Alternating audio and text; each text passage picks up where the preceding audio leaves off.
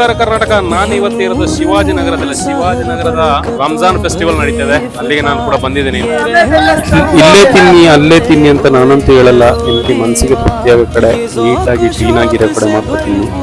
ತಿನ್ನೋಕ್ಕಿಂತ ಮುಂಚೆ ನೀವು ಪ್ರೈಸ್ ಕೇಳೋದು ಒಳ್ಳೆಯದು.